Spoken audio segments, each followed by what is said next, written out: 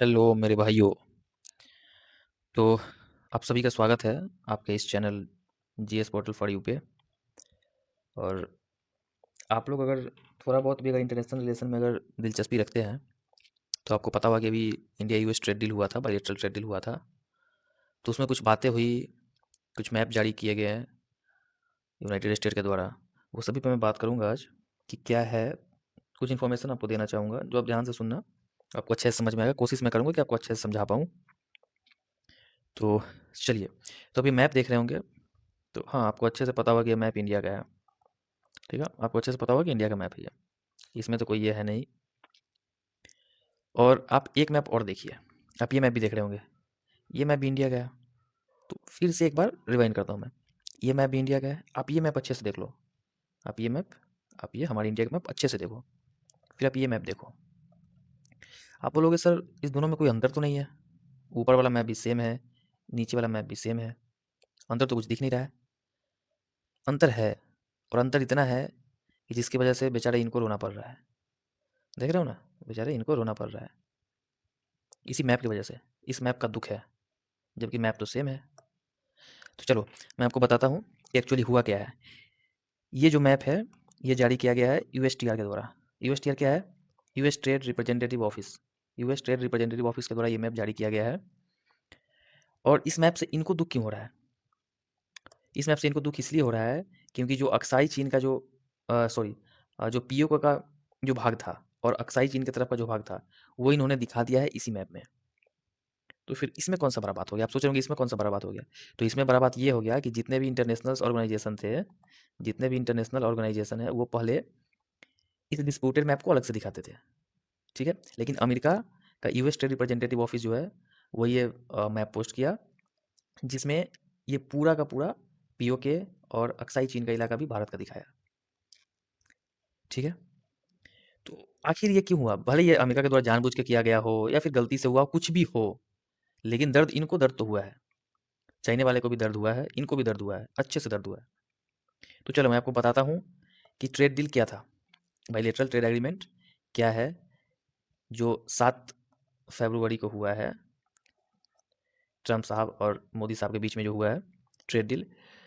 तो सबसे पहले तो मैं देखिए, मैं ये वीडियो बनाया हूँ मेनली इस वजह से कि मैं आपको पीओके और अक्साई चीन का डिस्प्यूटेड जो एरिया है, वो एरिया एक्चुअली क्या है। ठीक है, एलएसी एलओसी जो है वो कहाँ, मतलब कहाँ है, क्या है, मैं इसलिए बनाया हूँ। लेकिन चलो आपको थोड़ा सा भूमिका मैं ट्रेड डील का भी देता हूँ, जो इनके और इनके बीच में हुआ है ट्रेड डील।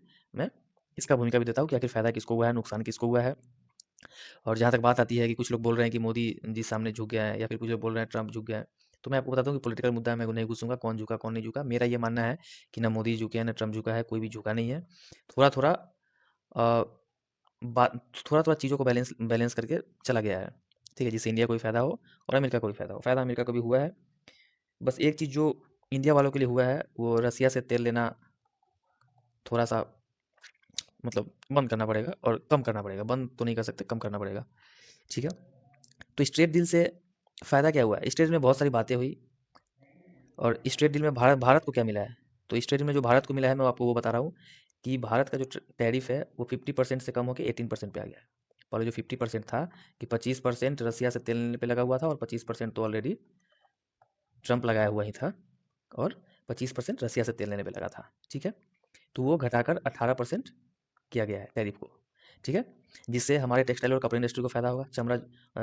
चमड़ा के सामान जो भी हो गया, बेल्ट हो गया, लेदर या फिर पर्स हो गया, बैग हो गया, या फिर जो भी चमड़ा के सामान है या फिर जूते हैं, इसके निर्यातकों को फ़ायदा होगा। प्लास्टिक और रबर के जो भी, या फिर जो चक्का बन रहे हैं या फिर रबर से जो भी मटेरियल बना जा रहा है, उस उद्योग को फ़ायदा होगा। मशीनरी को फ़ायदा होगा, ऑर्गेनिक केमिकल्स को फ़ायदा होगा, होम डेकोर के सामान को फ़ायदा होगा, हस्तशिल्प उत्पाद को फ़ायदा होगा, क्योंकि टैरिफ को 15% से 18% कर दिया गया है।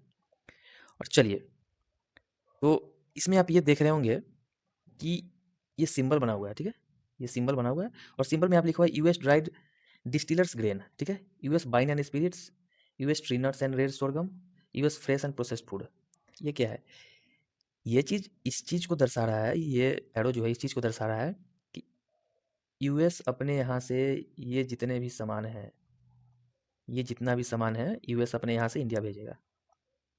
ठीक है, चलो मैं आपको कुछ तस्वीर उसका दिखाता हूँ मैं आपको। ठीक है, ये है फ्रेश एंड प्रोसेस फूड इसको बोलते हैं, जो ये पैक्ड होके एक कंटेनर में जैसे नेचुरली फॉर्म में, जो नेचुरल फॉर्म से पेड़ से तोड़ा गया और इसको कंटेनर में पैक्ड करके भेज दिया गया इंडिया। ठीक है, ये ट्री नट्स हो गया।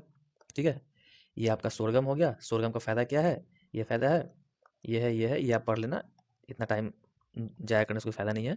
मैं आपको जल्दी जल्दी बता दे रहा हूँ। ड्राई डिस्टिलर्स ग्रेन ये है, और ये ग्रेन क्या है, ये ग्रेन पशुओं को खिलाया जाता है। ठीक है, ये ग्रेन पशुओं को, इसमें न्यूट्रिएंट्स प्रोटीन्स ये सब ज़्यादा होते हैं, तो ये पशुओं के लिए काम आता है। जो मक्का हो गया, गेहूँ हो गया, जो उसका पिसा हुआ एज ए दर्रा आप लोग जानते होंगे। ठीक है, अ, तो ये एनिमल्स को खिलाने में काम आता है। ठीक है ना। अब जो बात अब डिस्प्यूटेड का है कि जो डिस्प्यूटेड जो इलाका हमारा है, जो पीओ के, इसको पीओ के बोलते हैं हम।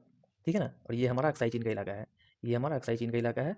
और ये हमारा पीओ के पाकिस्तान ऑक्युपाइड कश्मीर है, जिस पे पाकिस्तान क्लेम करता है कि पाकिस्तान तो पूरे पे क्लेम करता है, पूरे जम्मू कश्मीर ही उसका है। और वो क्लेम इसलिए करता है क्योंकि जम्मू कश्मीर एक मुसलमान बहुल इलाका है, तो वो क्लेम करता है कि जम्मू कश्मीर हमारा है, पूरा जम्मू कश्मीर। बट अभी पीओ के है, तो पीओ के डिस्प्यूटेड है, उसका सारा का सारा कारण ये है, महाराजा हरि सिंह, जो कि एक हिंदू राजा थे। महाराजा महाराजा हरि सिंह जो जम्मू कश्मीर का हिंदू राजा थे, जम्बूद्वीप का, उस समय जम्बूद्वीप था, तो उसके हिंदू राजा थे महाराजा हरि सिंह। ठीक है, तो जब हमारे देश का विभाजन हुआ था, देश के विभाजन के समय क्या हुआ था कि अ, एक ऐसा मतलब ये बना था, एक ऐसा कानून बना था जिसमें कि बहुत सारे रियायतें थे। हमारे यहाँ लगभग 552 रियायत, कहीं जगह 552, कहीं जगह 550 लिखा था कि हमारे यहाँ इतना रियासत थे। ठीक है, इन रियासतों में से जिनको इंडिया के साथ मिलना था वो इंडिया के साथ मिल सकते थे, जिनको पाकिस्तान के साथ मिलना था पाकिस्तान के साथ मिल सकते थे, जिनको इंडिपेंडेंट रहना था वो इंडिपेंडेंट रह सकते थे। तो महाराजा हरि सिंह ने इंडिपेंडेंट रहना चुना। उसके बाद क्या हुआ, इंडिपेंडेंट रहने के वजह से इनके साथ हुआ कि 1947 में, देश के आज़ाद होने के बाद 1947 में पाकिस्तान ने इन पे अटैक कर दिया।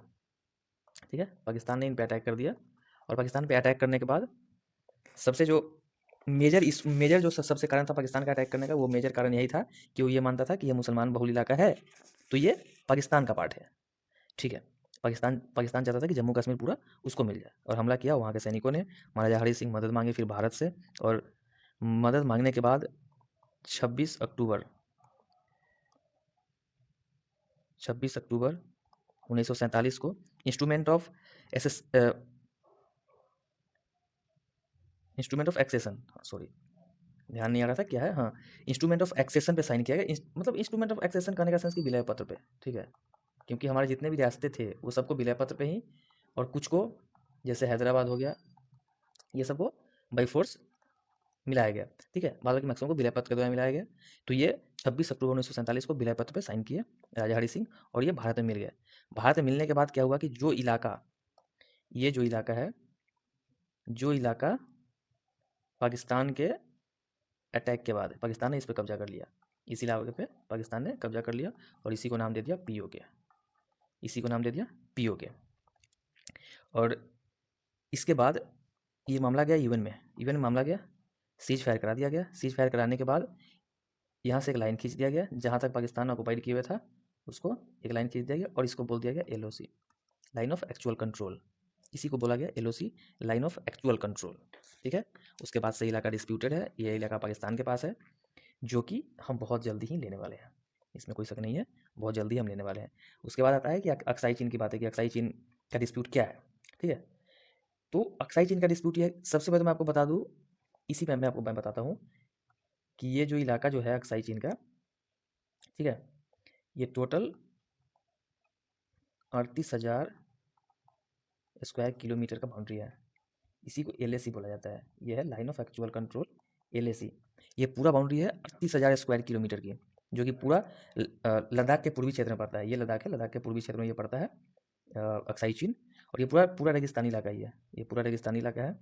तो क्या हुआ कि 1950 के दशक में चीन चुपके से जो है सिंजियांग प्रांत उसका पड़ता है। ठीक है, सिंजियांग प्रांत पड़ता है, सिंजियांग प्रांत से जोड़ने वाली एक सड़क का शुरुआत कर दिया था वो इस तरफ इस तरफ से, ठीक है, बनाने की ओर।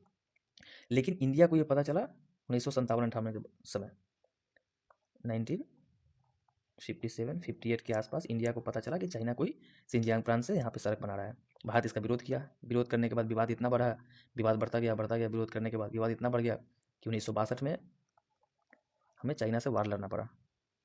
1962 में चाइना से हमें वार लड़ना पड़ गया, और युद्ध में चीन, क्या हुआ कि युद्ध लंबा चला, युद्ध में चीन ने वो 38,000 38,000 स्क्वायर किलोमीटर का एरिया अपने कब्जे में ले लिया।